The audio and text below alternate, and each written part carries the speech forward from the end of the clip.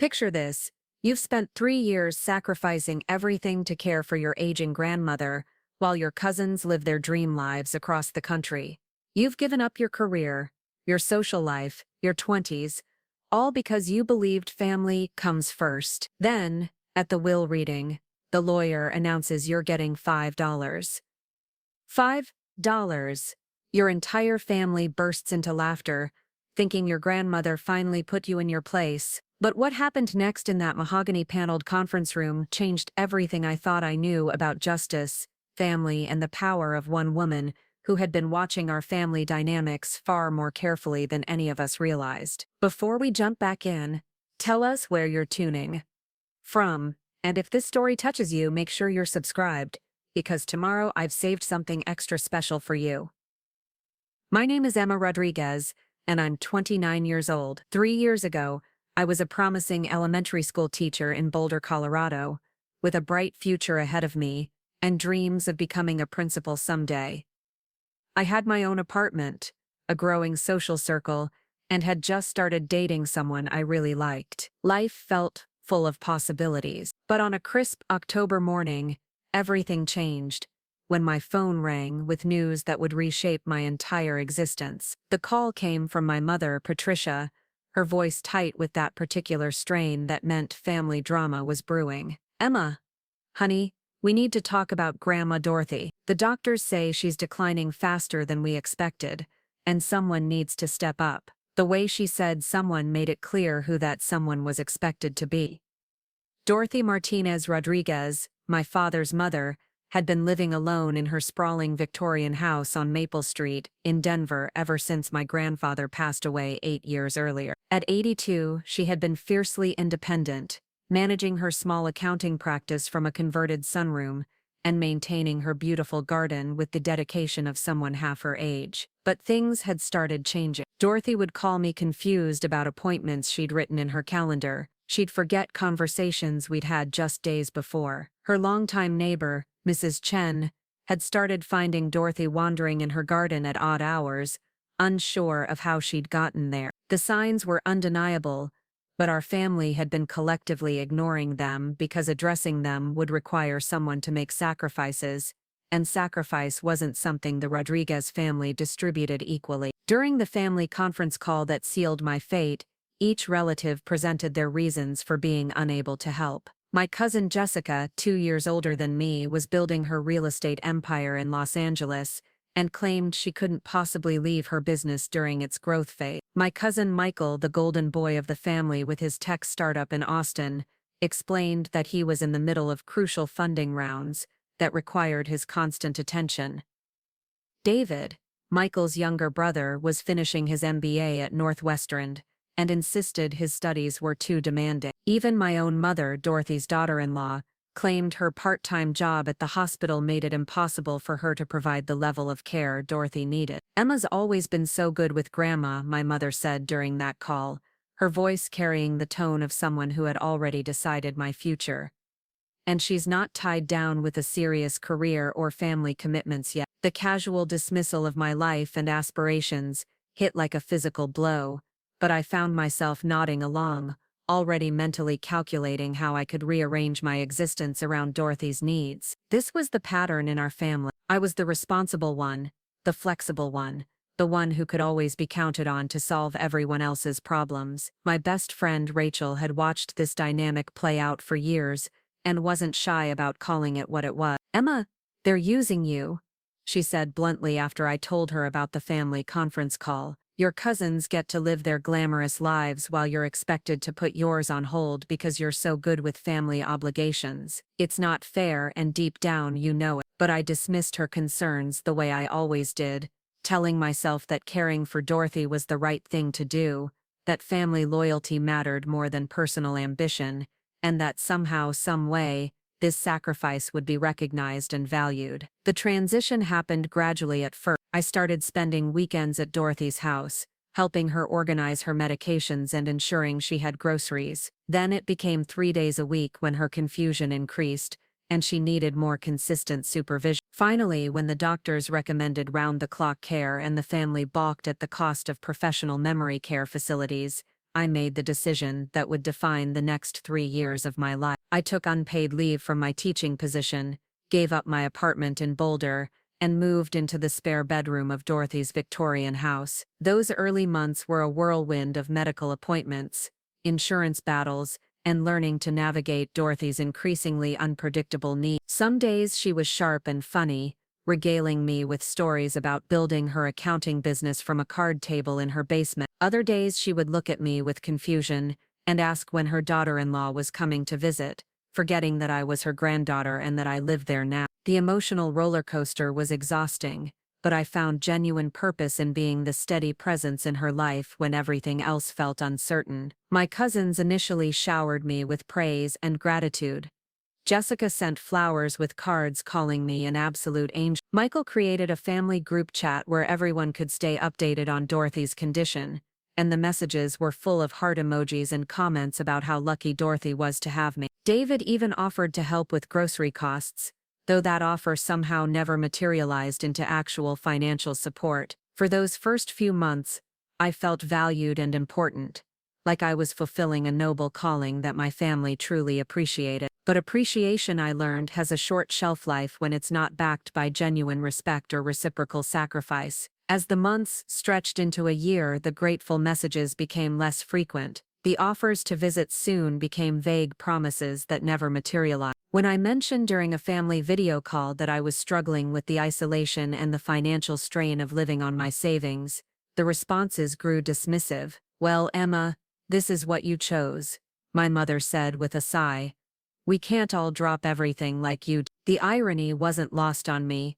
I hadn't dropped everything by choice. I had been systematically volunteered for this role by a family that needed someone to handle their collective guilt about Dorothy's care, and I had been socialized my entire life to be that someone. Growing up, I had been the mediator during family conflicts, the one who smoothed over tensions at holiday gatherings, the daughter who never needed extra attention or caused problems. While my cousins received generous graduation gifts and family-funded European vacations, I had worked multiple jobs through college and received practical presents like luggage and kitchen appliances. The pattern had been so consistent that I barely questioned it anymore. When Jessica bought her first condo in Los Angeles, the family celebrated with champagne toasts and social media congratulations. When I finally saved enough to move from my studio apartment to a one-bedroom in Boulder, the family reaction was a polite, "That's nice, honey," before the conversation moved on to more exciting topics. I had internalized the message that my achievements were expected while my cousins' accomplishments were exceptional, worthy of celebration and financial support. Living with Dorothy, I began to see our family dynamics through her eyes, and what I observed was troubling. During the rare visits from other family members, Dorothy would light up with excitement, spending days preparing for their arrival. She would have her hair done, buy special groceries, and clean the house with an energy that belied her cognitive struggle. But when the visits inevitably lasted only a few hours and were filled with surface-level conversation and distracted phone checking, I would watch Dorothy's disappointment settle over her like a heavy blanket. "They're so busy," she would say to me afterward, her voice carrying a sadness that broke my heart.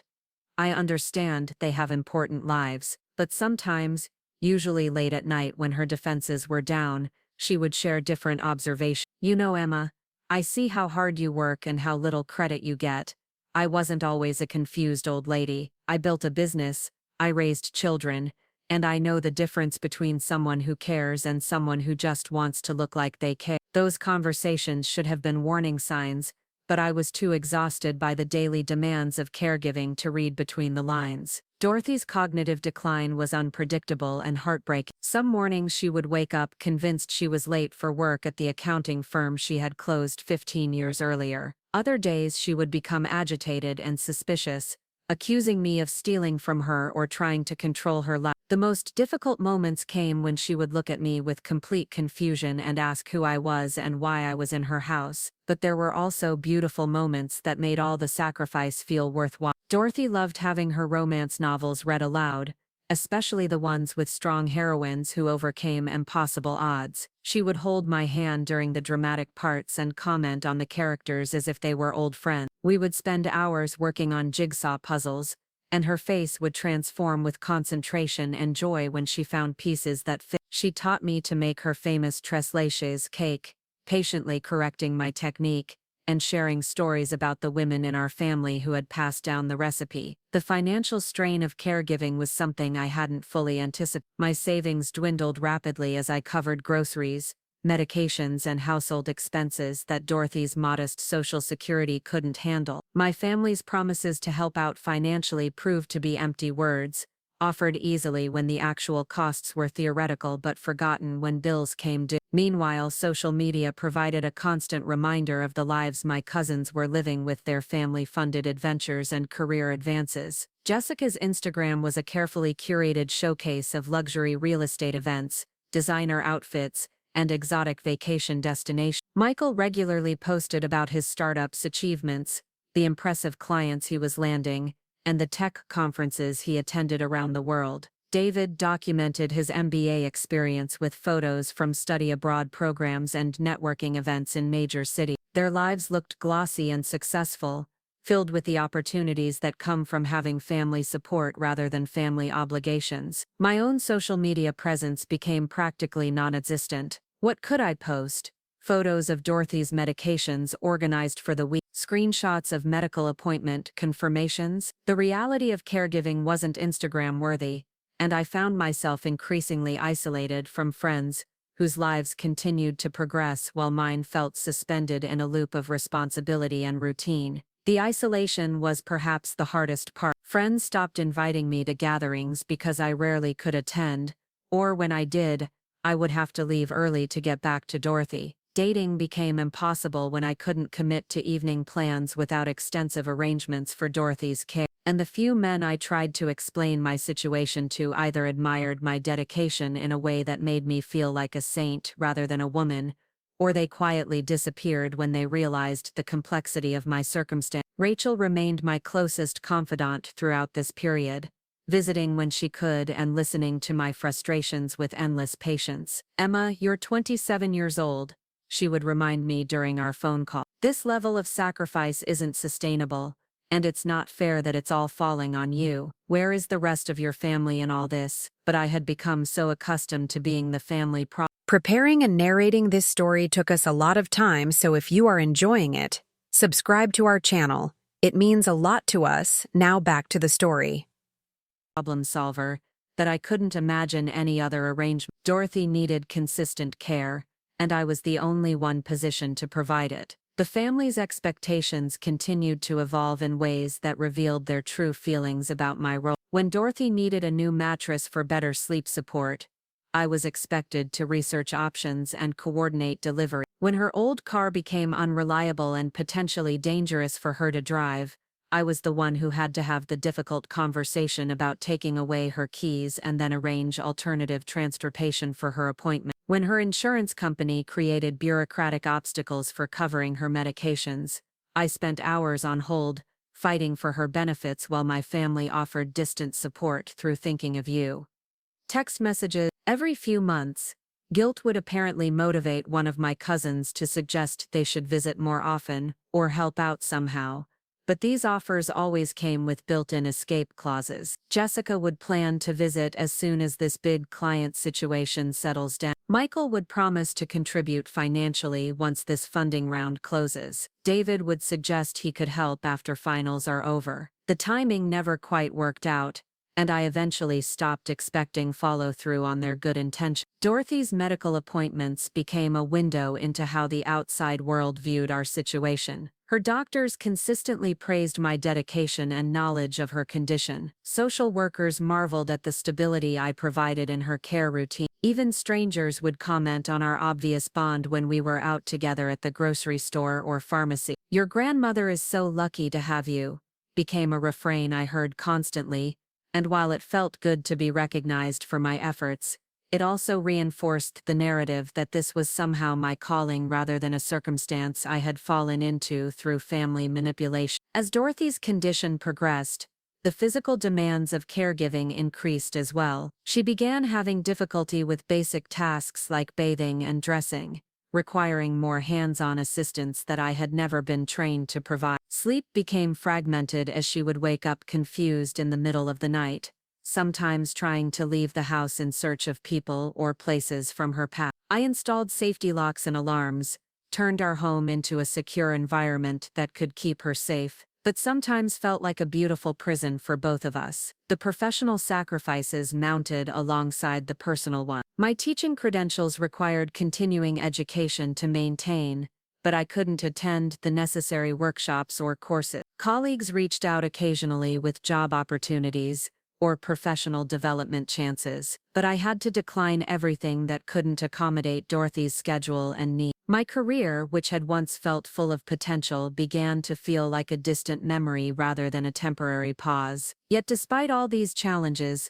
there were aspects of living with Dorothy that I genuinely treasured. She was a natural storyteller, and her accounts of building her accounting business revealed a sharp, ambitious woman who had navigated professional challenges in an era when few women ran their own company. She told me about clients she had helped save money for their children's educations, about businesses she had guided through financial difficulties, and about the satisfaction she found in bringing order to chaotic financial situations. Dorothy also shared stories about her marriage to my grandfather, Ramon, painting a picture of a partnership built on mutual respect and shared dreams. She kept photo albums full of their travels together, their home renovation projects, and the family gatherings they had hosted over the decade. Looking at these photos, I could see that Dorothy had lived a rich, full life before cognitive decline began erasing her memories, piece by piece. Sometimes during our afternoon conversations,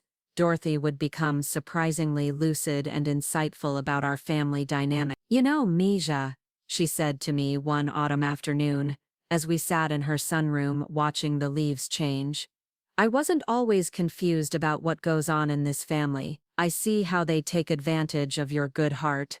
I see how they expect everything from you and give nothing back." Her eyes were clear and focused in that moment, more alert than I had seen her in months. "People think that because I forget things sometimes, I don't notice patterns, but I notice everything." These moments of clarity became more precious to me than any family praise or recognition. Dorothy saw me, really saw me, in ways that the rest of our family never had. She understood that my caregiving wasn't just duty or obligation but a choice I made daily to prioritize her well-being over my own convenience. She appreciated the small things I did to make her life more comfortable and dignified, from learning to braid her hair the way she liked it to remembering which telenovelas were her favorite. As we approached the 3-year mark of our living arrangement, I began to face some hard truths about my situation. My savings were nearly depleted, my career prospects had stagnated, my social life had essentially disappeared. At 29, I felt like I was living the life of someone much older,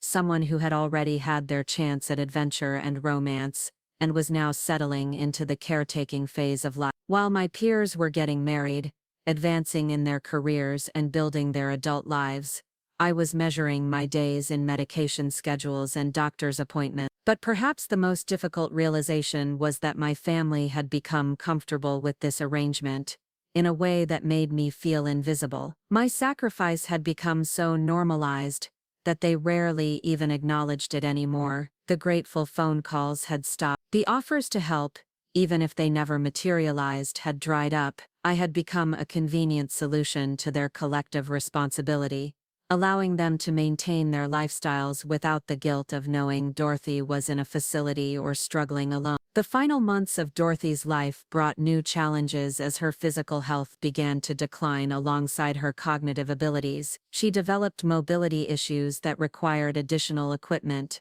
and modifications to the house. Her appetite became unpredictable, leading to weight loss that worried her doctors. Most heartbreakingly, she began having difficulty recognizing me consistently, sometimes thinking I was her daughter or sister, other times looking at me like a stranger who happened to be in her house. During this period, I reached out to my family multiple times, expressing concern about Dorothy's declining condition and my own exhaustion. The responses were sympathetic but unhelpful. Everyone was so sorry to hear things are getting harder, and wished they could do more to help, but no one actually altered their lives or schedules to provide relief. I began to feel like I was watching Dorothy slip away while carrying the entire emotional and physical burden of her care alone. Dorothy passed away on a quiet Tuesday morning in November, 3 weeks after her 85th birthday. I was holding her hand, reading her favorite romance novel aloud, when her breathing simply became peaceful and then stopped. The grief hit me like a tsunami, not just for losing someone I had come to love deeply, but for the recognition that an entire chapter of my life was ending, and I had no idea who I was supposed to be without the role that had defined me for 3 years. The funeral arrangements fell to me, of course, despite everyone's sudden availability to attend the service and receive condolences. The actual work of planning and coordinating was still my responsibility. My family members flew in from their various cities, looking polished and successful in their funeral attire, accepting sympathy for their loss while I handled the logistics that made their grief possible. It was during the funeral reception that I first heard whispers about Dorothy's will. Apparently, she had updated it several months earlier, meeting with attorney Margaret Sullivan without mentioning anything to the family. The speculation was rampant and revealing. My cousins seemed to assume they would inherit equally, discussing how they might divide Dorothy's assets, and whether her house should be sold quickly or renovated first. My mother talked about Dorothy's modest savings, and wondered aloud whether there would be enough to cover all the funeral expenses. I listened to these conversations with growing discomfort, realizing that while I had been focused entirely on Dorothy's care and comfort, everyone else had been thinking about her death as a financial event. No one mentioned inheriting responsibility for her memory or carrying forward her value. No one spoke about the privilege of having known her as intimately as caregiving required. The conversation was entirely about money and property, reducing 3 years of love and sacrifice to a transaction. But the most telling moment came when Jessica, slightly tipsy from the reception wine,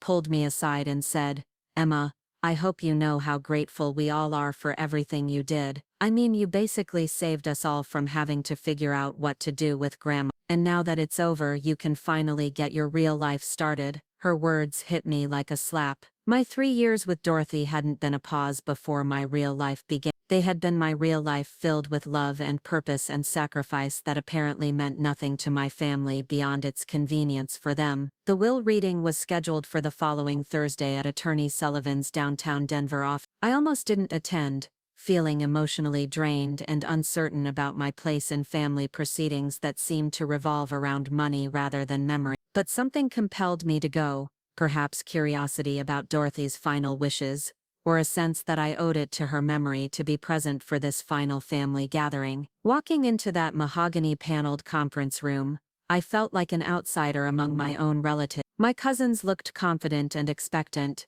dressed in the kind of expensive clothes that their successful careers afford. They chatted casually about their flight schedules and hotel accommodations, treating the will reading like a business meeting that would conclude their Dorothy-related obligation. I sat quietly in my simple black dress, the same one I had worn to teach parent conferences before my life had taken its unexpected turn. Attorney Sullivan was a woman in her 60s with silver hair and the kind of authoritative presence that suggested decades of handling family drama. She had known Dorothy professionally for over 20 years, having helped her with various business and personal legal matters. As she arranged papers on the conference table and waited for everyone to settle, I noticed her glancing at me with an expression I couldn't quite interpret. The reading began with standard legal language about Dorothy's sound mind and careful consideration of her bequests. To various family members, she left modest monetary gifts and a few personal items. Jessica received a pearl necklace that had belonged to Dorothy's mother. Michael inherited my grandfather's watch collection.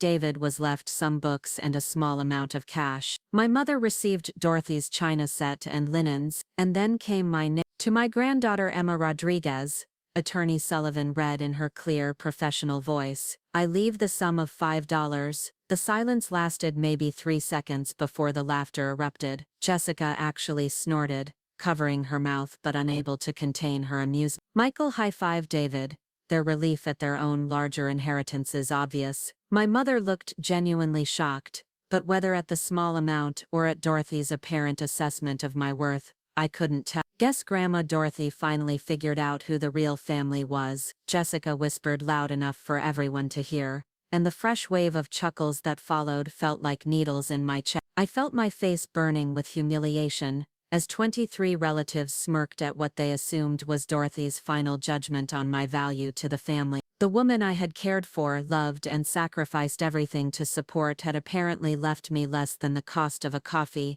while my cousins who had visited maybe 6 times in 3 years received meaningful gifts. But as I sat there absorbing this public humiliation, I noticed that Attorney Sullivan had not closed her folder. She was watching my family's reaction with something that looked like disapproval, and when the laughter finally died down, she spoke again. However, she said, consulting her papers with deliberate care, Dorothy Rodriguez also maintained a safety deposit box at First National Bank, with specific instructions that it be opened only in the presence of Emma Rodriguez and myself. The transformation in the room was immediate and electric. Jessica's smirk vanished. Michael straightened in his chair. David stopped laughing entirely. The confident chatter about dividing assets came to an abrupt halt. "What kind of safety deposit box?" Jessica asked, her voice tight with sudden anxiety. "What could possibly be in there?" Michael added, his earlier celebration replaced by obvious concern. Attorney Sullivan gathered her papers with professional composure. "We'll need to visit the bank to find out. Emma,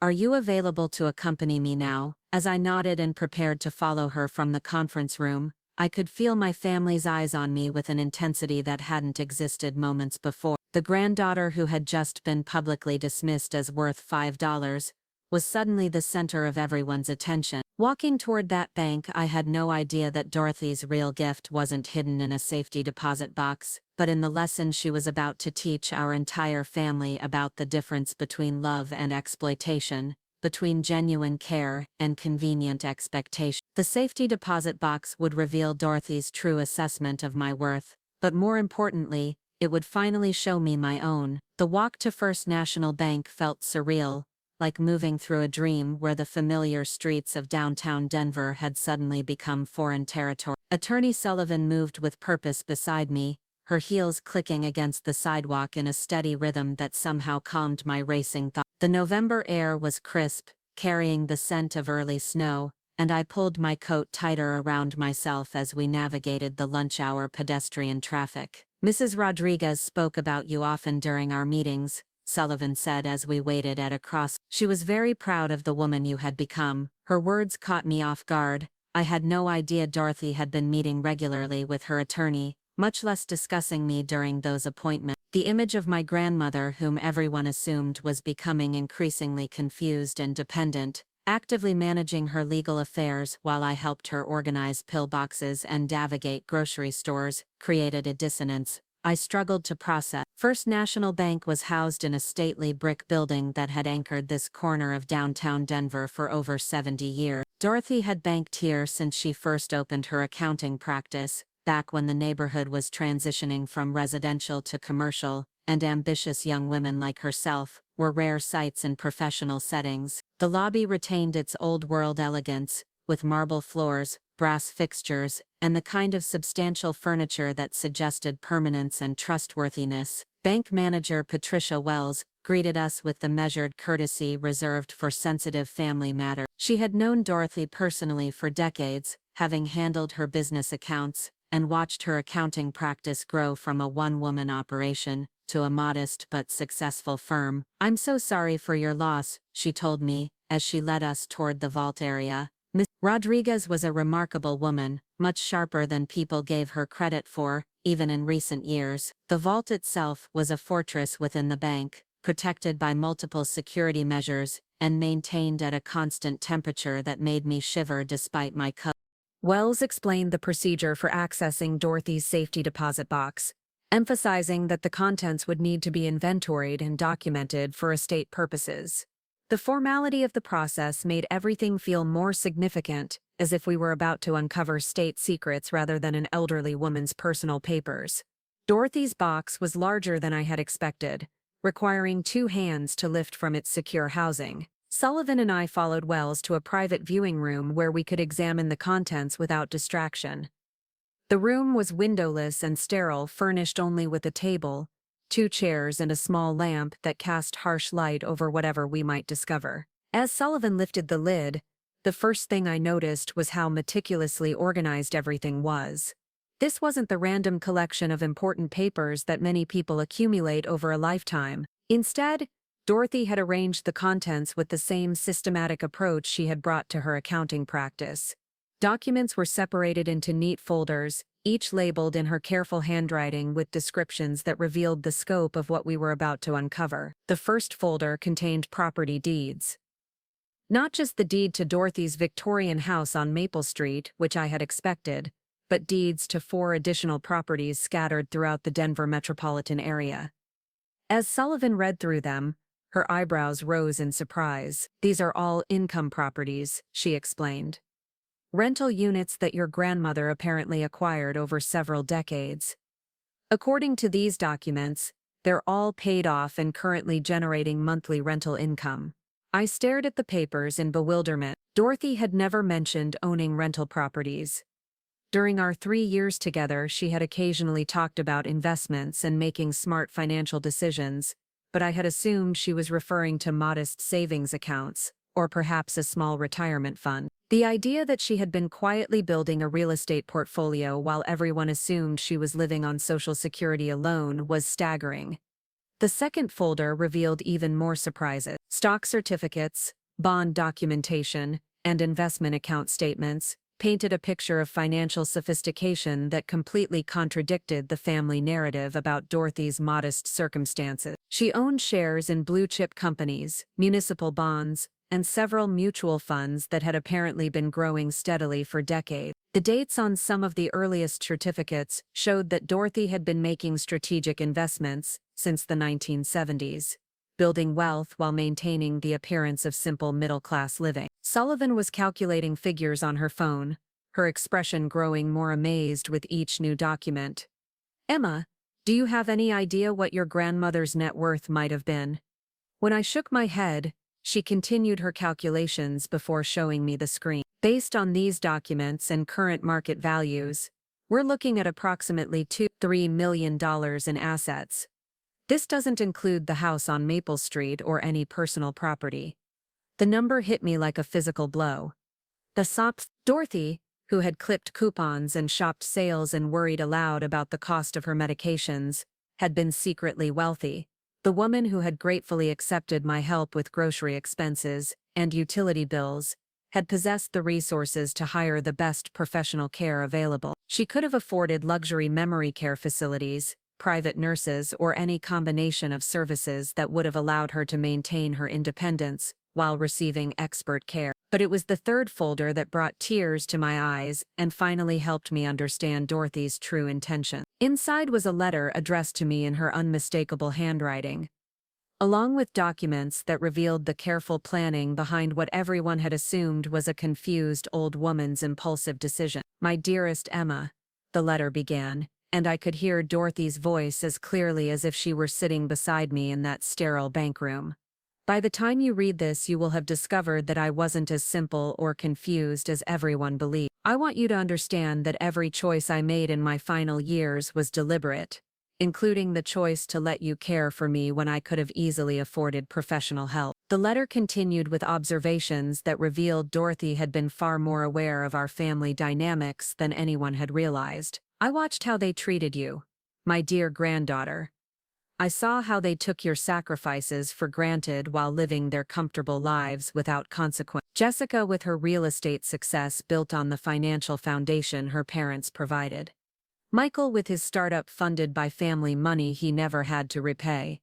David, with his education paid for by others while you worked multiple jobs to fund your own degree." Dorothy's words captured dynamics I had sensed but never articulated. She had noticed that my cousin's successes were built on family support systems that had never been available to me, that their achievements were celebrated while my sacrifices were simply expected. More painfully, she had observed how the family had systematically conditioned me to be their solution to inconvenient problems, always ready to step up when no one else was willing or able. "You gave up your career, your social life, and your young adulthood to care for me when no one else would," the letter continued. "But more than that, You gave me dignity, companionship, and love during the most vulnerable period of my life. You read to me when my eyes grew weak. You held my hand during medical procedures. You learned to braid my hair the way I liked it, and remembered which telenovelas made me laugh. You treated me like a person worthy of respect, not a burden to be managed. The letter explained that Dorothy had deliberately maintained the appearance of limited means to test how her family would respond to her increasing need. She wanted to see who would step forward out of love rather than expectation of inheritance, who would sacrifice for her comfort rather than their own convenience. The results had apparently confirmed suspicions she had harbored for years about the character and priorities of various family members. This inheritance isn't just money, Emma. It's recognition of your character, and my way of ensuring you can build the future you postponed for me. You earned every penny of this through 3 years of unpaid labor, unconditional love, and unwavering dedication. Don't let anyone convince you that you don't deserve it, or that you should share it with people who contributed nothing to my care. Sullivan had been reading over my shoulder, and when I finished the letter she handed me additional documents that formalized Dorothy's intention. A new will dated just 6 months before her death left her entire estate to me, with the exception of the small monetary gifts and personal items that had been read aloud in the conference room. But even more significantly, Dorothy had structured the inheritance to protect it from family challenges or manipulation. The bulk of the assets had been placed in an irrevocable trust with me as the sole beneficiary. The trust included specific language preventing family members from claiming undue influence or diminished capacity on Dorothy's part. Medical records from multiple doctors confirmed her mental competency at the time of the trust's creation. Character references from longtime friends and neighbors testified to her clear thinking and deliberate decision-making process. Your grandmother was extremely thorough, Sullivan explained as we reviewed the documentation. She anticipated that your family might challenge her decisions and took steps to ensure this inheritance would be protected. She also included provisions for how you might want to handle ongoing relationships with family members who might react poorly to her choices. The trust documents included a detailed explanation of Dorothy's reasoning that was even more explicit than her personal letter. She had observed that my cousins viewed her primarily as a future inheritance source, rather than a living person deserving of care and attention. Their rare visits had been superficial, focused on maintaining appearances, rather than genuine connection. Meanwhile, their financial support had been non-existent, despite their obvious prosperity and her apparent need. Dorothy had also noticed how my mother and other family members had systematically pressured me into the caregiver role while absolving themselves of responsibility. She described watching family conference calls where everyone agreed someone needed to help while carefully avoiding volunteering themselves. She had seen how my sacrifices were praised in abstract terms, but never supported with concrete assistance or financial relief. Most devastatingly, Dorothy had witnessed how my family treated my dedication as an unlimited resource to be exploited rather than a gift to be cherished. She wrote about overhearing phone conversations where relatives discussed their relief that Emma has everything handled, without acknowledging the cost of that convenience to my personal life and future prospects. She had noticed how no one inquired about my emotional well-being, or offered respite care that would allow me to maintain some semblance of my own social life. The letter concluded with specific instructions about how I should handle the inevitable family reaction to her decision. Don't apologize for receiving what you earned. Don't negotiate with people who contributed nothing. Don't let them guilt you into sharing resources they never helped create. You have spent 3 years learning to advocate for my needs. Now I want you to spend the rest of your life learning to advocate for your own. As we completed the inventory of the safety deposit box contents, Sullivan helped me understand the practical implications of Dorothy's legacy. The rental properties were professionally managed and generating approximately $8,000 per month in income.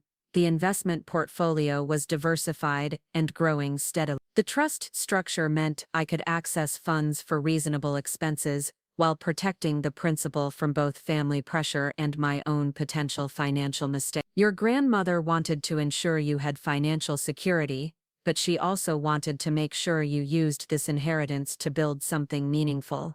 Sullivan explained as we prepared to return to her office. The trust includes provisions for education, home ownership, business ventures, and charitable giving. She hoped you would use these resources, not just to recover from your sacrifices, but to create the kind of life she knew you were capable of building. Walking back through downtown Denver, my mind struggled to process the magnitude of what had just been revealed. In the span of an hour, I had gone from being the granddaughter who inherited $5 to being a multi-millionaire with financial security I had never imagined possible. But more than the money, Dorothy had given me something even more valuable: validation that my sacrifices had been seen, understood, and genuinely appreciated by someone who mattered. The contrast between Dorothy's real assessment of my worth and my family's cruel laughter felt like a revelation about the difference between love and exploitation. Dorothy had observed the same family dynamics that had shaped my entire life,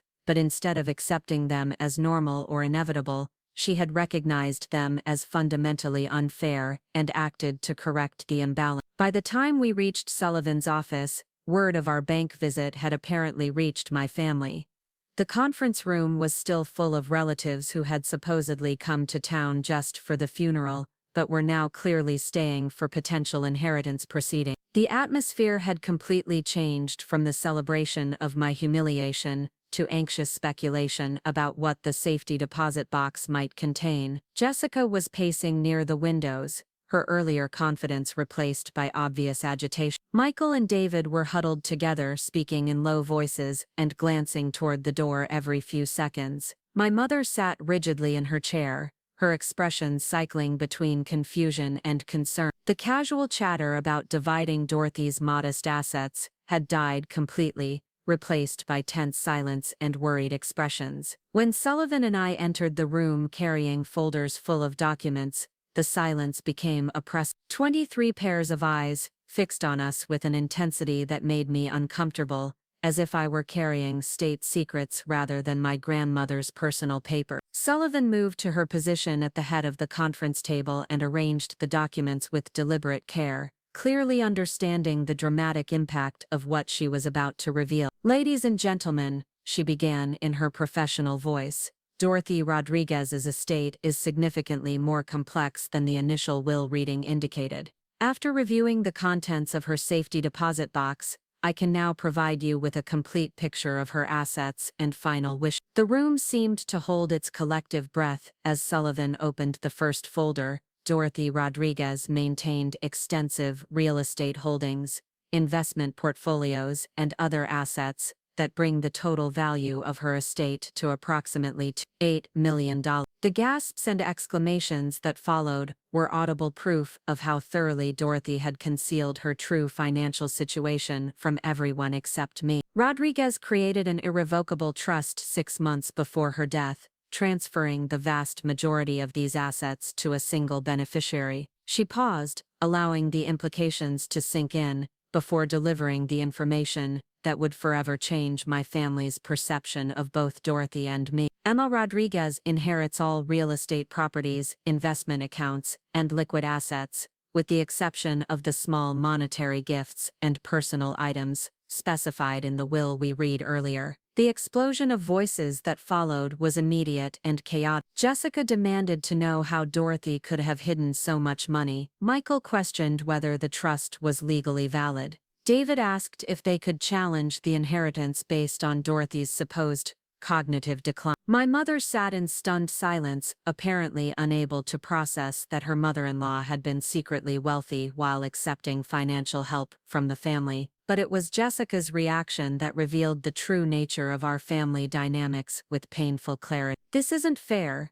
she declared, her voice rising above the general chaos. "Emma manipulated a confused old woman into changing her will. Dorothy wasn't thinking clearly in her final years. She had dementia, for God's sake. She couldn't have made these kinds of financial decisions rational." The irony of Jessica's argument was staggering. For 3 years, she had been perfectly comfortable with Dorothy's supposed confusion, as long as it meant someone else was handling the difficult and expensive responsibilities of care. Dorothy's cognitive state had never been a concern when it came to my sacrifices or the family's avoidance of their own obligations. But suddenly, when Dorothy's mental clarity had resulted in decisions that didn't benefit Jessica, her grandmother's competency became a pressing legal issue. Sullivan responded to the challenges with the calm authority of someone who had anticipated these exact reactions. Mrs. Rodriguez underwent comprehensive cognitive testing as part of creating this trust. I have medical evaluations from 3 different specialists confirming her mental competency at the time of these decisions. Additionally, the trust includes detailed explanations of her reasoning, witnessed statements from multiple parties, and provisions specifically designed to prevent challenges based on claims of diminished capacity. She opened another folder and began reading excerpts from Dorothy's explanations that laid bare her observations about each family member's behavior during her final years. Dorothy had documented Jessica's rare visits and superficial conversation. She had noted Michael's promises to help financially that never materialized into actual support. She had recorded David's casual dismissal of her needs and his assumption that Emma has everything handled. Most painfully for my mother, Dorothy had written about feeling abandoned by her son's family, despite their geographical proximity. Mrs. Rodriguez was particularly clear about her reasoning regarding Emma's inheritance,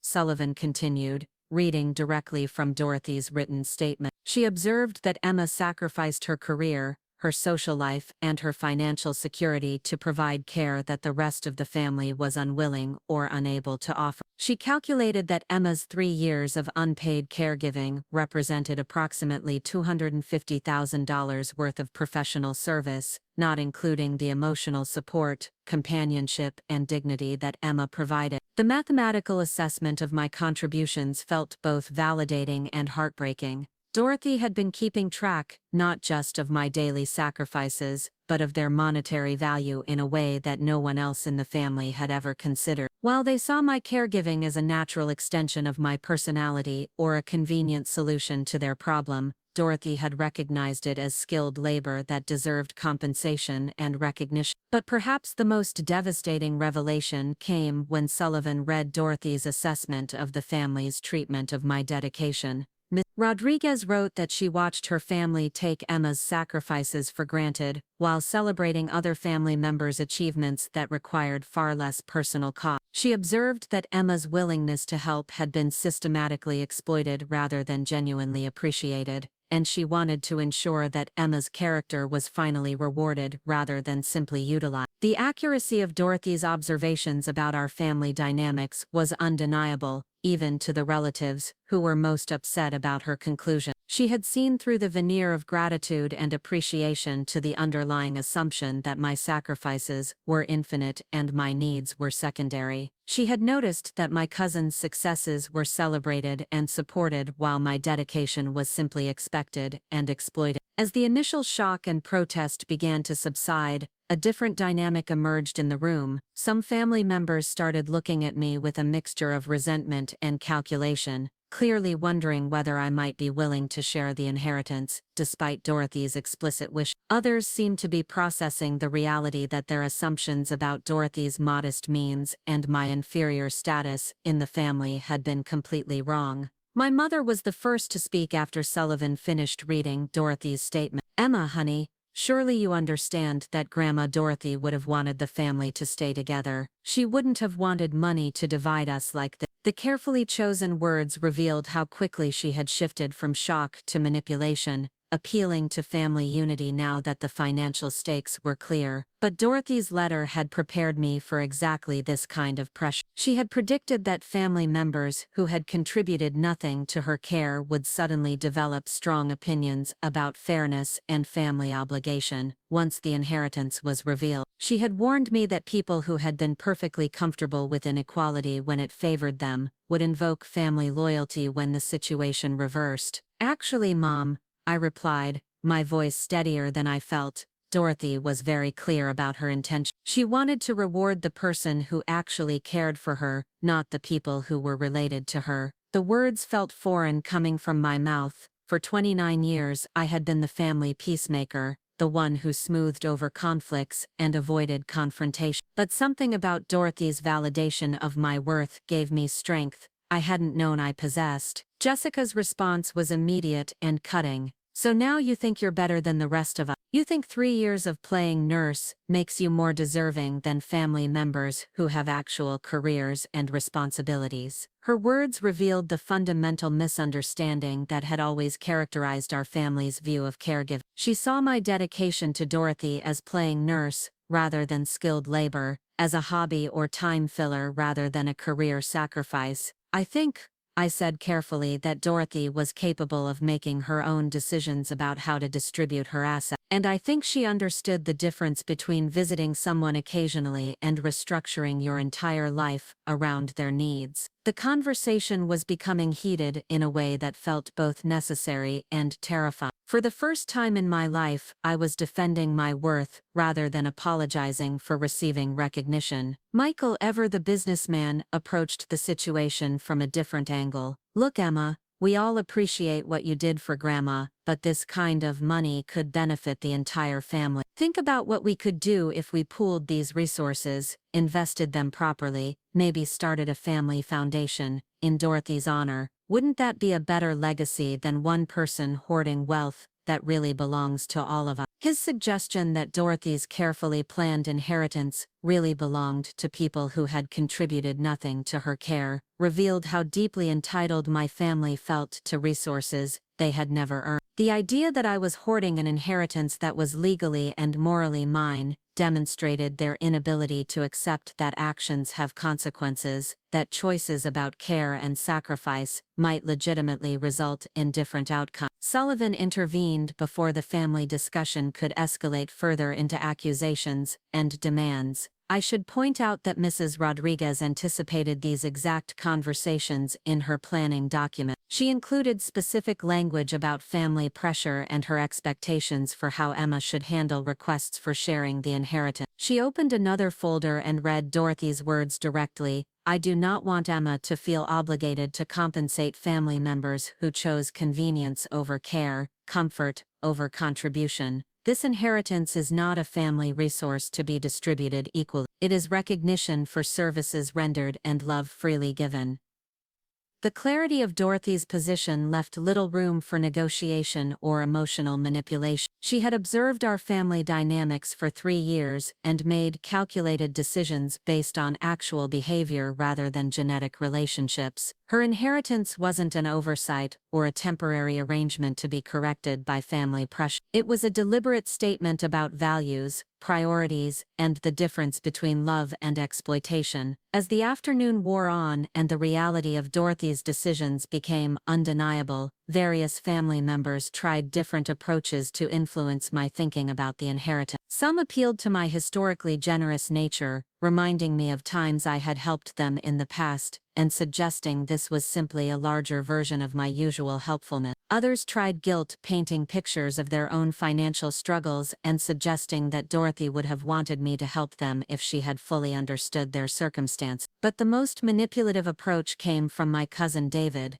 who suggested that keeping the entire inheritance would damage my own character. Emma, you've always been the good one in this family, the one we could count on to do the right thing. Don't let money change who you are. Dorothy loved you because you were generous and selfless. She'd be disappointed if her gift made you selfish and greedy. His words were designed to exploit the very qualities that had made me an easy target for family manipulation throughout my life. He was essentially arguing that I should give away Dorothy's inheritance to prove I was still the selfless person who could be relied upon to sacrifice for others' benefit. The circularity of his logic was stunning. I deserved the inheritance because I was generous, but I should prove my generosity by giving it away. For the first time in my adult life, I found myself resistant to this kind of emotional manipulation. Dorothy's letter had helped me understand that my willingness to sacrifice had been systematically exploited rather than genuinely appreciated. Her inheritance wasn't just financial security, it was permission to value my own needs and boundaries as much as I had always valued everyone else's comfort. David,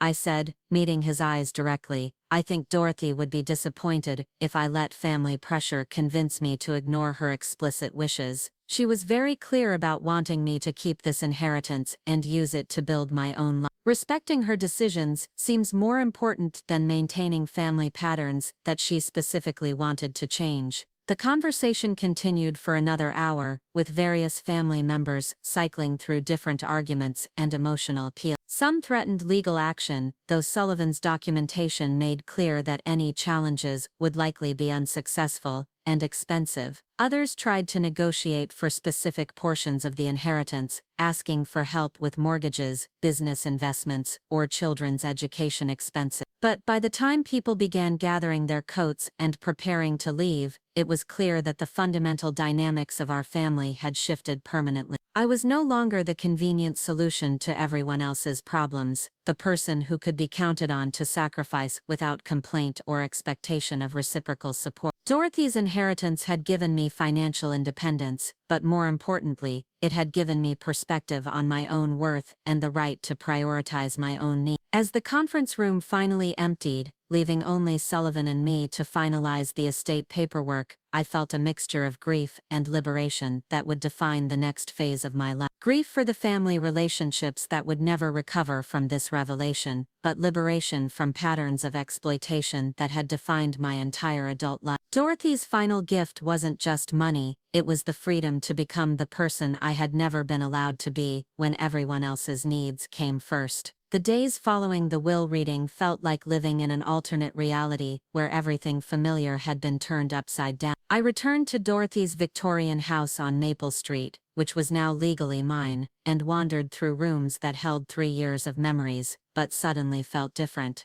The floral wallpaper in the front parlor, the creaky third step on the staircase, the sunroom where Dorothy had told me stories about building her business empire. Everything looked the same but carried new weight, now that I understood the full scope of what she had accomplished and chosen to share with me. My phone had become a constant source of stress, buzzing with calls and messages from family members who seemed to have developed urgent needs for communication after years of sporadic contact. Jessica called 3 times on Friday alone, each conversation starting with false concern for my emotional state, and gradually shifting towards suggestions about family investments and shared opportunity. Michael sent lengthy text messages outlining business propositions that would require significant capital investment, coincidentally, in amounts that aligned with portions of my inheritance. Even relatives I hadn't heard from in years suddenly remembered my existence and reached out with congratulations that felt more like fishing expedition. The most difficult calls came from my mother, whose emotional manipulation had always been subtle but effective. She would begin conversations with updates about her own life, then gradually introduce mentions of financial pressures she was facing,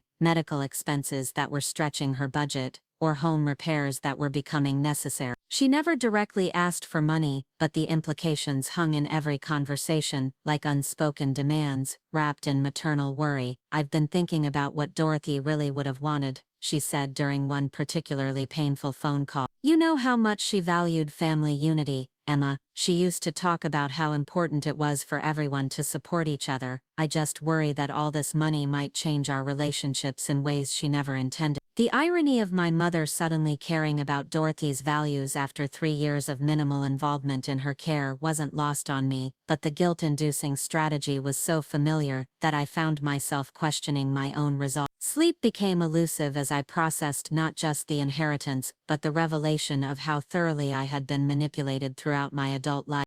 Dorothy's letter had opened my eyes to patterns I had accepted as normal family dynamics, and now I couldn't stop analyzing every interaction through this new lens of understanding. The praise I had received for being so good with family obligations revealed itself as conditioning designed to ensure my continued availability for inconvenient responsibilities. The celebrations of my cousin's achievements, while my sacrifices went unrecognized, weren't coincidental oversights, but systematic devaluation of my contributions. My friend Rachel proved to be my anchor during this emotionally turbulent period. She drove down from Boulder on Saturday morning, took one look at my exhausted face, and immediately understood that the inheritance, while financially liberating, had created its own set of challenges. "You look like someone who's been under siege," she observed as we sat in Dorothy's kitchen, drinking coffee from the delicate china cups that Dorothy had insisted on using for special occasions. "I don't know how to handle this, Rachel," I confessed, gesturing toward the stack of messages and missed call notifications on my phone. "Everyone has an opinion about what I should do with Dorothy's money, what she really would have wanted, how I should prove I'm still the same person they've always known. I'm starting to doubt whether I deserve this inheritance, or whether I'm being selfish by keeping it." Rachel set down her cup with enough force to make me look up. "Emma Rodriguez, you listen to me carefully.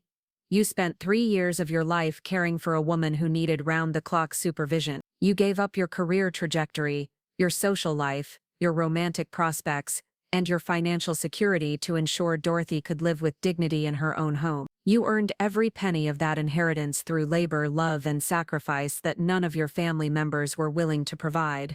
The fact that they're now trying to make you feel guilty for receiving recognition is exactly the kind of manipulation Dorothy wanted to protect you from." Her words were fierce and protective in a way that my family's supposed love had never been. Rachel had witnessed my gradual transformation from an ambitious young teacher to an isolated caregiver, had seen me turn down opportunities and cancel plans to accommodate Dorothy's needs. She had been the one friend who continued inviting me to social gatherings, even when I rarely could attend, who understood that my absence wasn't lack of interest, but genuine inability to prioritize my own enjoyment over Dorothy's care requirements. "You know what the real tragedy is," Rachel continued, her voice softening with emotion.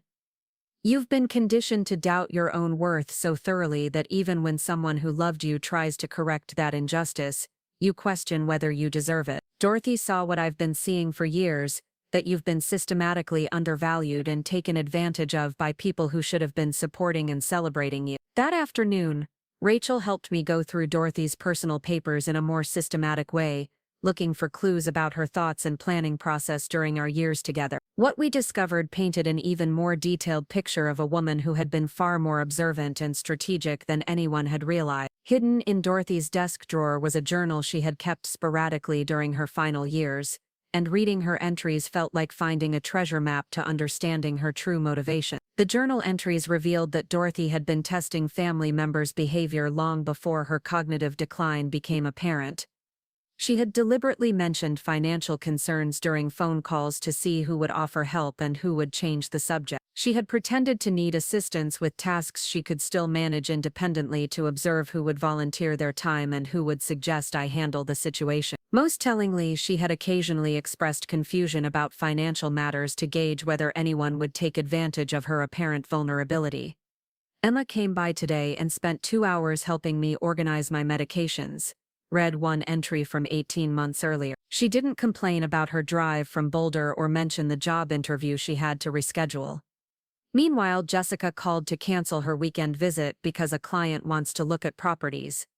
Interesting how priorities reveal themselves when no one thinks they're being evaluated. Another entry, dated 6 months before Dorothy's death, was even more explicit.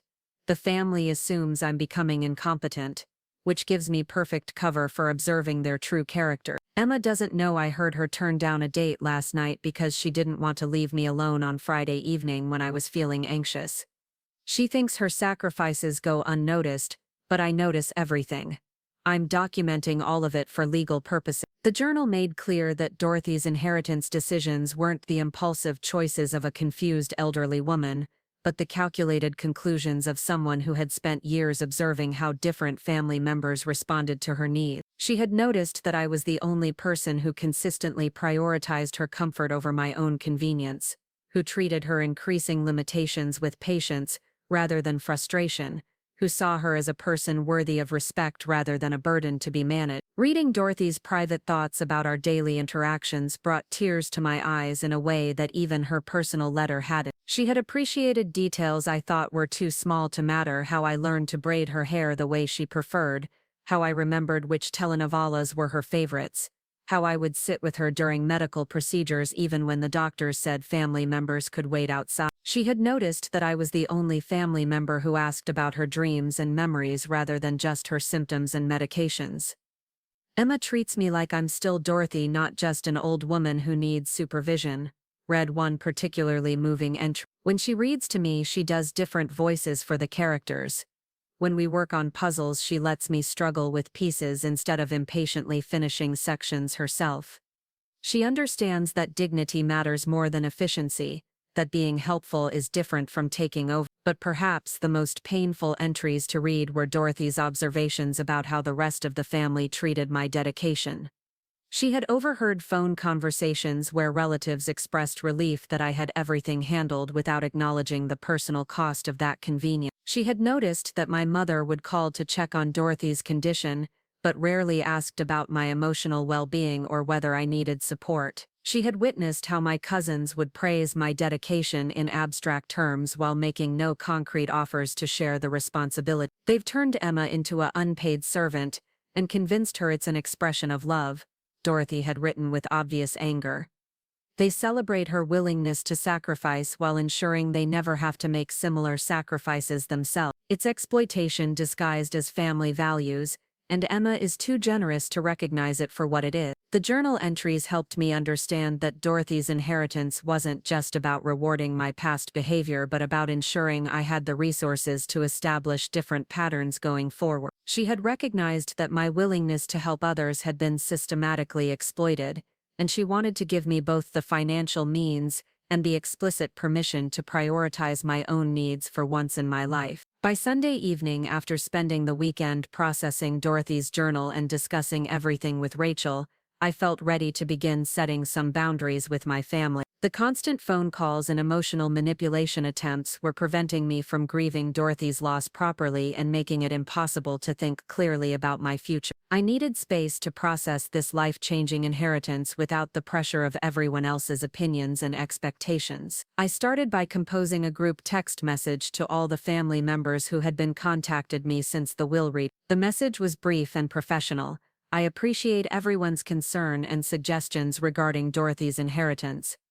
I need some time to process her loss and make thoughtful decisions about my future. I'll be taking a break from family discussions about the estate and will reach out when I'm ready to resume those conversations. Thank you for understanding. Sending that message felt like stepping off a cliff, but also like finally standing up for myself in a way I never had before. Within minutes, my phone was buzzing with responses ranging from concerned confusion to barely concealed anger. Jessica's reply was particularly revealing. Emma, you can't just shut out your family when we're trying to help you make good decisions. Dorothy would be disappointed if her gift made you selfish and isolated. The accusation that establishing boundaries made me selfish was exactly the kind of manipulation Dorothy had warned me about in her letter. Jessica was essentially arguing that I owed my family access to my emotional space and decision-making process, simply because we shared DNA, regardless of how that access was being used to pressure and manipulate me. Her concern wasn't about my well-being but about maintaining her ability to influence my choices about the inheritance. My mother's response was more subtle but equally manipulative. Honey, I understand you're overwhelmed, but family is all we have in this world. Don't let grief and stress push away the people who love you most. We just want to make sure you're making decisions Dorothy would be proud of. The suggestion that my family's attempts to influence my inheritance decisions were expressions of love was particularly painful because it echoed manipulation tactics I had been subjected to my entire life. Whenever I had tried to establish boundaries or prioritize my own needs, the family response had been to question my love and loyalty rather than respect my autonomy. Dorothy's inheritance was simply the latest battleground for this ongoing dynamic. Rachel stayed with me Sunday night, understanding that the first evening after establishing boundaries would be particularly difficult. We ordered takeout from Dorothy's favorite Mexican restaurant and ate dinner in the sunroom, where Dorothy and I had shared so many conversations. The house felt peaceful for the first time since the will reading, without the constant buzz of my phone demanding attention and responses to other people's agendas. How does it feel? Rachel asked as we watched the sunset through the large windows that Dorothy had always kept meticulously clean. Terrifying and liberating at the same time, I admitted. I keep waiting for someone to show up at the door demanding explanations or trying to make me feel guilty for protecting my own space. But also, for the first time in years, I feel like I can think clearly about what I actually want, rather than what everyone else expects from me. That clarity led to my first major decision about the inheritance. Instead of remaining in Dorothy's house, which was beautiful but filled with memories that made objective thinking difficult, I decided to find my own place where I could begin building the future Dorothy had wanted me to have. The house would eventually need to be prepared for sale anyway, and staying there felt like remaining trapped in the caregiver role even though Dorothy was no longer there to care for. Monday morning, I called a realtor recommended by Attorney Sullivan and began the process of looking for a new home. The financial freedom Dorothy's inheritance provided meant I could choose based on what would make me happy rather than what I could afford, a luxury I had never experienced before. For the first time in my adult life, I could prioritize location, amenities, and personal preferences without constantly calculating monthly payments and budget constraints. The house hunting process revealed just how much I had deprioritized my own preferences during the years of caregiving. I had forgotten that I loved natural light and hardwood floors, that I had always dreamed of having a home office where I could pursue creative projects, that I enjoyed cooking and would appreciate a kitchen designed for more than reheating meals. Dorothy's inheritance wasn't just giving me financial security, it was giving me permission to rediscover who I was when I wasn't defined entirely by my caregiving responsibility. By Wednesday, I had found a beautiful townhouse in the Highlands neighborhood of Denver with mountain views from the second floor and a small garden that reminded me of the hours Dorothy and I had spent tending her flowers. The house felt like a fresh start, a place where I could honor Dorothy's memory while building my own life rather than remaining frozen in the caregiver role that had defined me for 3 years. The decision to buy the townhouse and move out of Dorothy's Victorian house triggered another wave of family pressure, but this time I was better prepared to recognize and resist the manipulation tactic. My mother called with concerns about rushing into major decisions and suggestions that I should think carefully about what Dorothy would want. Jessica left voicemails about the family significance of Dorothy's house and how selling it would be erasing our heritage. But Dorothy's journal had prepared me for exactly these kinds of arguments. She had written explicitly about wanting me to use the inheritance to build my own life rather than remaining trapped in roles and relationships that prevented my growth. She had encouraged me to make choices based on my own needs and preferences, rather than family expectations or guilt about changing established patterns. Emma is allowed to want things for herself, she had written in one of her final journal entries. She's allowed to prioritize her own happiness and comfort. She's allowed to make decisions that other people don't like or understand. I'm giving her these resources specifically so she can stop asking permission to live her own life. The closing on my new townhouse was scheduled for the following month, which gave me time to begin the emotional process of packing up Dorothy's belongings and preparing to transition from caregiver to independent woman. The task felt monumental not just because of the physical work involved, but because it represented letting go of the identity that had defined me for 3 years and embracing possibilities I had forgotten existed. Rachel organized a group of our college friends to help with the packing, turning what could have been a depressing process into something closer to a celebration of new beginning. As we sorted through Dorothy's belongings, keeping items with sentimental value and donating useful things to local charities, I began to feel like I was honoring her memory in a way that also honored my own future. The most meaningful discovery during the packing process was a small wooden box hidden in Dorothy's bedroom closet, filled with items she had saved from my childhood visits to her house. There were drawings I had made during summer vacations, photos from family gatherings where I was the one taking care of younger cousins, report cards she had apparently requested copies of from my parents. The box revealed that Dorothy had been observing and appreciating my character long before the caregiving years, that her decision to leave me the inheritance was based on decades of watching how I treated others and handled responsibility. At the bottom of the box was a letter Dorothy had written to herself but never sent, dated just a few months after I had moved in to care for her.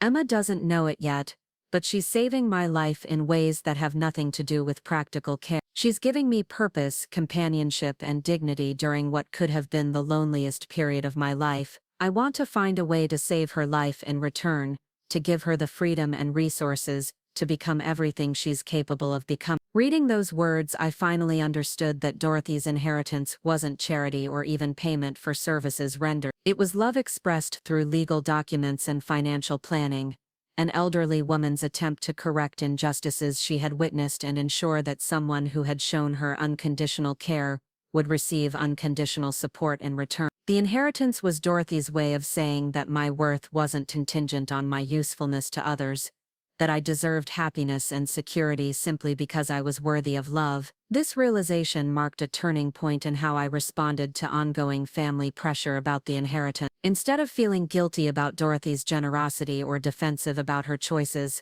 I began to feel proud of the relationship we had built and confident that her decisions reflected genuine care for my well-being. When family members criticized her judgment or questioned my worthiness, I was finally able to recognize those comments as reflections of their own character rather than accurate assessments of mine. The move to my new townhouse took place on a crisp December morning, exactly 1 month after Dorothy's funeral.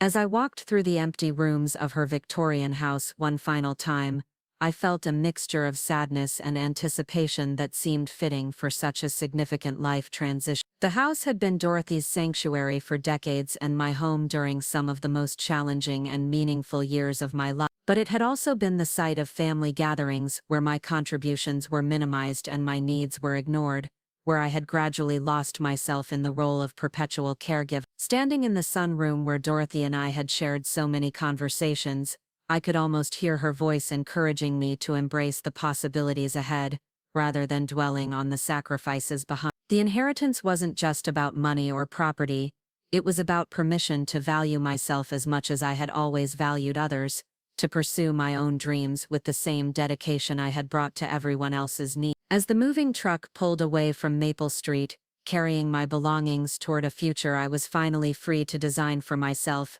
I felt Dorothy's presence not as a burden of guilt or obligation but as a source of strength and encouragement. She had given me far more than financial security. She had given me the tools to recognize my own worth and the resources to build a life that honored both her memory and my own potential. The family dynamics that had shaped my first 29 years would always be part of my history, but they no longer had the power to determine my future. Dorothy's love had broken the cycle of exploitation and given me something I had never experienced before: the freedom to discover who I could become when no one else's needs came first. The first few weeks in my new townhouse felt like learning to breathe again after holding my breath for 3 years. Every morning I woke up in a bedroom with mountain views instead of the floral wallpaper of Dorothy's guest room, and every evening I made dinner in a kitchen designed for someone who enjoyed cooking rather than just reheating meals for medical dietary restrictions. The silence was no longer punctuated by medication alarms or the need to check on someone else's well-being every few hours. For the first time since college, I was living entirely for myself. The adjustment wasn't without its challenge. I found myself setting multiple alarms out of habit, then remembering I didn't need to wake up early to help someone else start their day. I would automatically buy groceries for 2 people before catching myself at the checkout line. My phone felt strangely quiet without the constant stream of family obligations and medical appointment reminders that had structured my life for so long. Freedom, I discovered, required learning new rhythms when the old ones had been built entirely around someone else's needs. Rachel visited frequently during those first weeks, bringing takeout dinners and moral support as I navigated the strange territory of having unlimited choices about how to spend my time. "You keep apologizing for things," she observed one evening, as we sat on my new couch, overlooking the city lights of Denver. "You apologized for ordering the expensive wine, for suggesting we eat in the living room instead of the dining table, for wanting to watch a movie instead of the news. Emma, this is your house. You're allowed to make decisions based on what you want." Her comment made me realize how thoroughly I had internalized the idea that my preferences were secondary to everyone else's comfort. Even in my own space, with my own resources, I was still seeking permission to enjoy luxuries or make choices that prioritized my happiness. Dorothy's inheritance had given me financial freedom, but I was still learning to grant myself emotional freedom from the patterns of self-denial that had defined my adult life. The learning process accelerated when I decided to return to my teaching career, but on my own terms rather than out of financial necessity. With the security of Dorothy's inheritance, I could afford to be selective about opportunities, choosing positions that excited me rather than simply accepting whatever was available. I applied for a job as curriculum coordinator at a progressive elementary school in downtown Denver, a role that would allow me to influence educational policy rather than just manage classroom discipline. The interview process felt different when I wasn't desperate for income or health insurance. I could ask questions about the school's values and teaching philosophy without worrying whether my inquiries might cost me the position. I could negotiate for a higher salary and better benefits, because I had the luxury of walking away if the terms weren't acceptable. For the first time in my professional life, I approached a job interview as an equal participant rather than a grateful supplicant. The principal, Maria Gonzalez, was impressed by my experience and educational background, but she was particularly interested in my caregiving years. Many educators talk about meeting students where they are, she said during our conversation, but you've spent 3 years literally structuring your entire life around someone else's needs and abilities. That kind of patience and adaptability would be invaluable in curriculum development. Her reframing of my caregiving experience as professional preparation rather than career interruption was revolutionary. I had been thinking of those 3 years as lost time, a sacrifice that had set back my professional development. But Maria helped me see that the skills I had developed while caring for Dorothy, patience, observation, adaptation, crisis management, and the ability to maintain dignity under difficult circumstances, were exactly the qualities needed for innovative educational leadership. I accepted the position with excitement that felt foreign after years of making decisions based on obligation rather than opportunity. The job would start in January,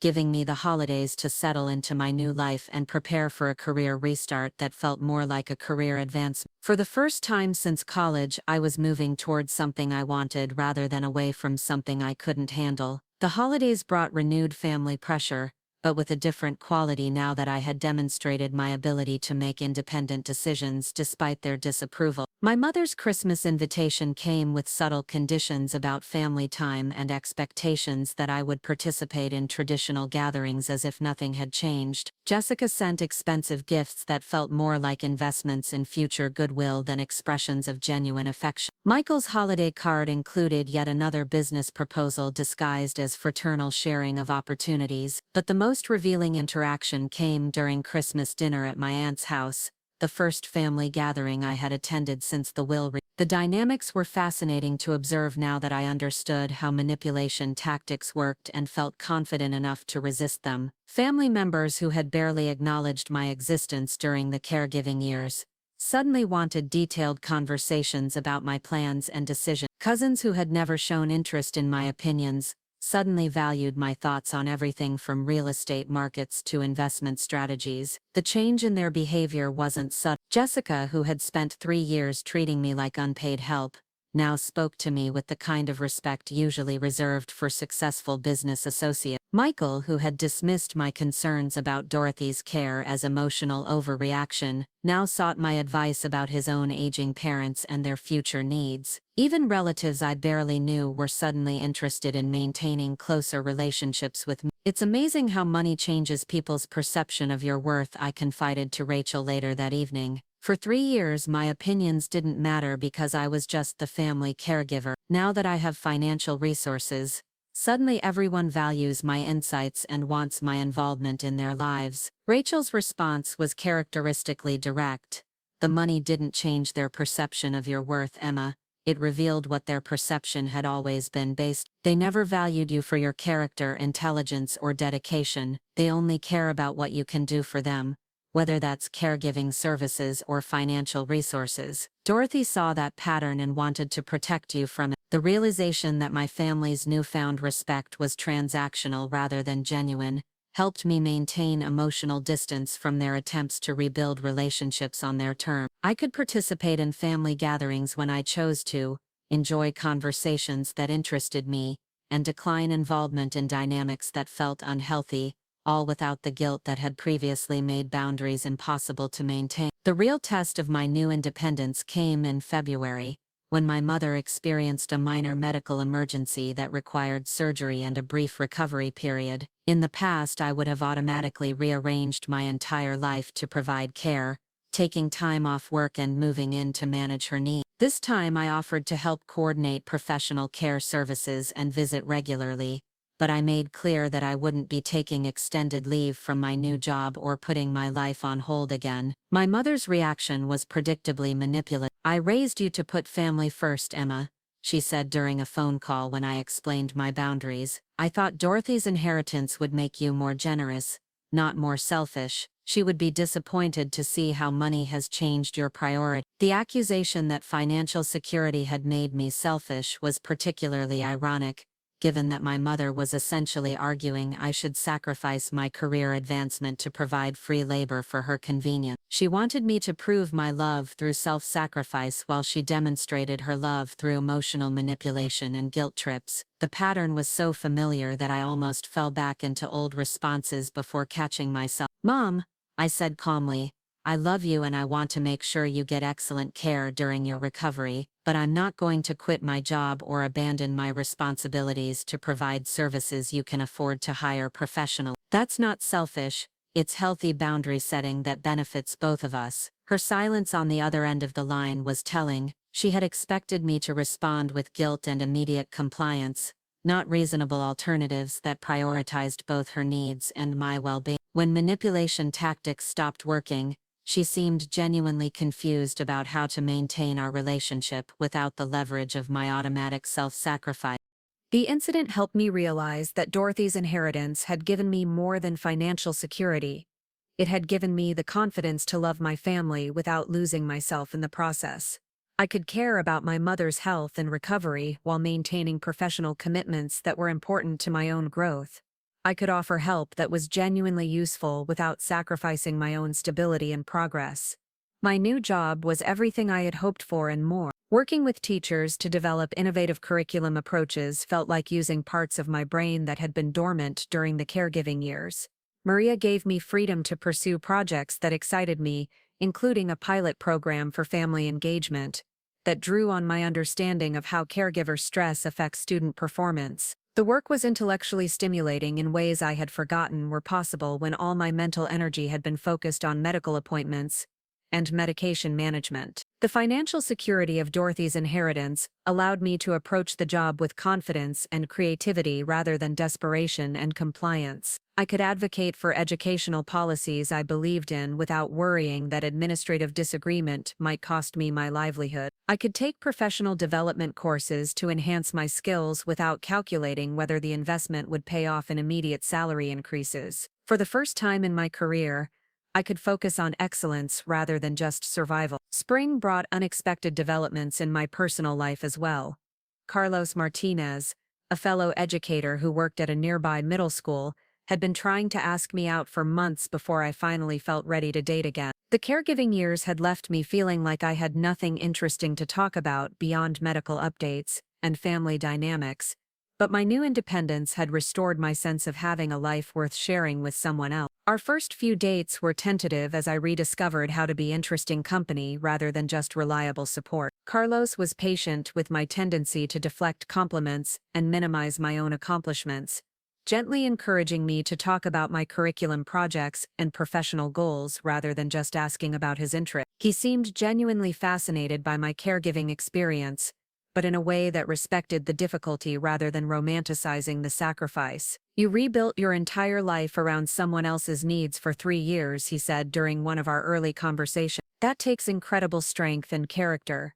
But what impresses me most is how you're rebuilding it again around your own goals now. A lot of people get stuck in caregiver roles even after they're no longer needed. You've figured out how to honor what you did without being trapped by it." His perspective helped me see my recent changes as growth rather than abandonment of my caring nature.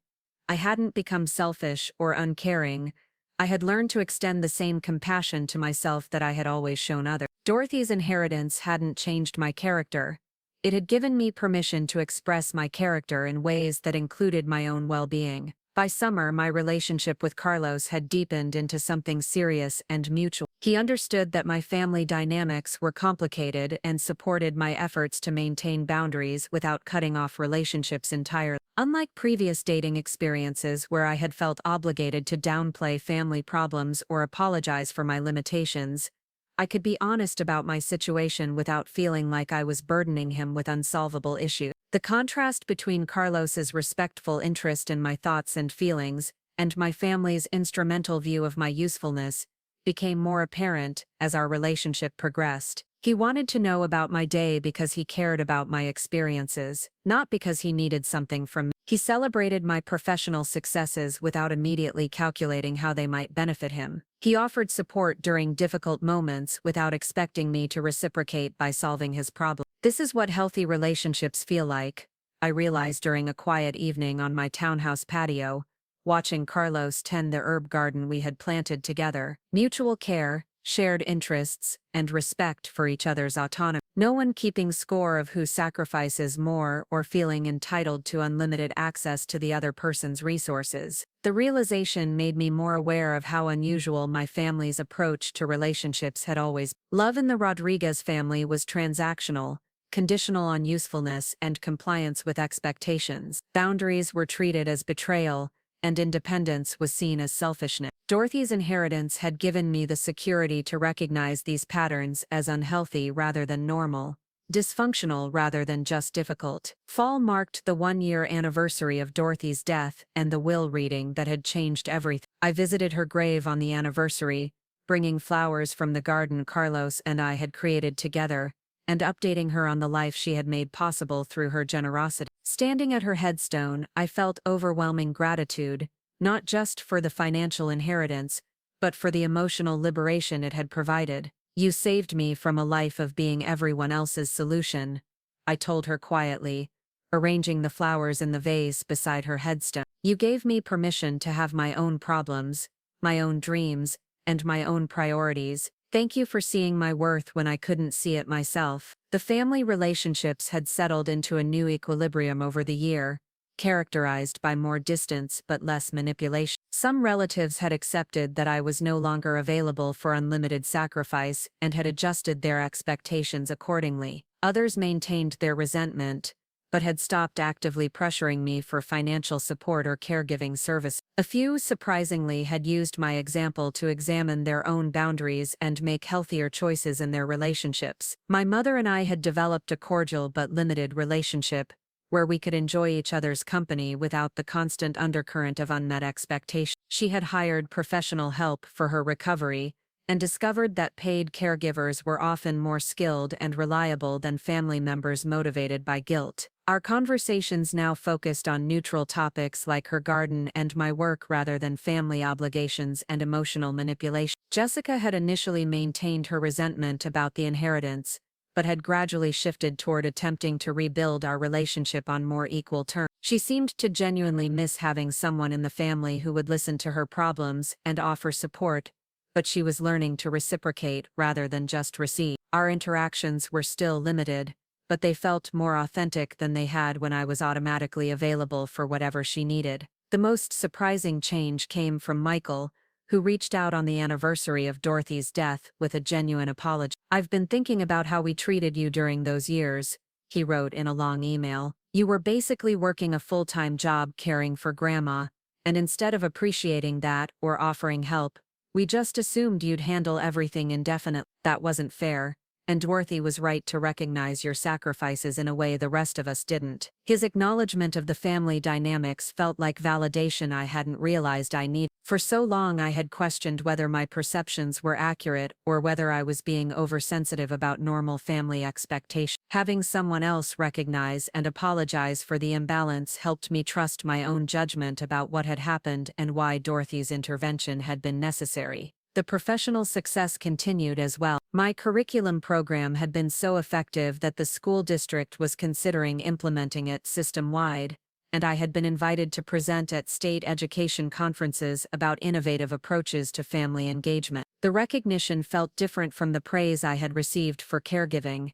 It was based on professional expertise and creative problem-solving rather than willingness to sacrifice my own needs for others' benefit. You've become someone who influences policy rather than just follows directions, Maria observed during my annual review. The confidence you've gained over the past year has transformed not just your performance, but your ability to advocate for ideas you believe in. That's the kind of leadership our students and families need, Her words made me realize that Dorothy's inheritance had created a ripple effect far beyond my personal life. The financial security had given me professional confidence that benefited the students and families I worked with. The emotional growth had made me a better educator, more attuned to the complex dynamics that affect children's learning. The boundary-setting skills had helped me advocate more effectively for policies that supported both educational excellence and family well-being. By winter, Carlos and I were discussing moving in together, and the conversation felt natural rather than pressure. We had both observed how well we navigated challenges together, from minor disagreements about decorating choices to more significant discussions about career goals and family relationships. Unlike previous relationships where I had felt obligated to minimize my own needs to avoid conflict, I could express preferences and concerns without fear that honesty would threaten our connection. "You're the most genuinely caring person I've ever met," Carlos told me one evening, as we planned our shared future. "But you're also the strongest person I know, because you've learned how to care for others without losing yourself in the process. That's a rare combination, and it makes me excited about what we can build together." His words captured something important about the person I had become through Dorothy's gift and my own hard work. I hadn't stopped being caring or generous. I had learned to be those things in ways that were sustainable and healthy. The inheritance had taught me that love doesn't require endless sacrifice, that boundaries enhance rather than diminish relationships, and that taking care of myself made me better able to care for others. The second anniversary of Dorothy's death arrived during a particularly busy period at work, but I made time to visit her grave and reflect on how completely my life had transformed. The scared, exhausted woman who had sat in that conference room listening to family members laugh at her $5 inheritance felt like a different person entirely, someone whose potential had been constrained by other people's expectations and her own inability to recognize her worth. "I'm building the life you wanted me to have," I told Dorothy during that anniversary visit. "A life where my needs matter as much as everyone else's, where my contributions are valued rather than just expected, where love enhances rather than diminishes my sense of self. Thank you for believing I deserved better and giving me the tools to create it." Standing in that peaceful cemetery surrounded by evidence of Dorothy's continued impact on my daily choices and long-term goals, I felt complete gratitude for the unexpected gift of self-worth that had come disguised as a financial inheritance. The money had provided security and option, but the real treasure had been permission to value myself as much as I had always valued others, to build relationships based on mutual respect rather than one-sided sacrifice, and to create a future that honored both my caring nature and my individual dreams. Dorothy's safety deposit box had contained more than investment statements and property deeds. It had held the key to recognizing my own worth and the courage to claim the life I deserved. The $5 inheritance had been a test, and the $3 million had been the reward for passing it. But the greatest gift had been the understanding that my value wasn't determined by what I could do for others, but by who I was when I finally learned to put myself first. The woman who had laughed at my expense in that conference room had no idea that their mockery was the last time anyone would question my worth. Dorothy had made sure of that, not just through legal documents and financial planning, but through the example of how love looks when it comes without conditions, when it empowers rather than exploits, when it recognizes potential rather than just accepting convenience. Have you ever been undervalued by family members who took your sacrifices for granted? Have you struggled to set boundaries with people who expected unlimited access to your time and energy? I'd love to hear about your experiences in the comments below, because recognizing our worth sometimes requires outside validation that what we're experiencing isn't normal or healthy. Remember, true love supports your growth rather than limiting it, celebrates your success rather than exploiting your generosity, and wants you to flourish as an individual rather than just serve others' needs. Sometimes the greatest gift we can give ourselves is the permission to be worth more than we've been told we deserve. Up next, you've got 2 more standout stories right on your screen. If this one hit the mark, you won't want to pass these up. Just click and check them out.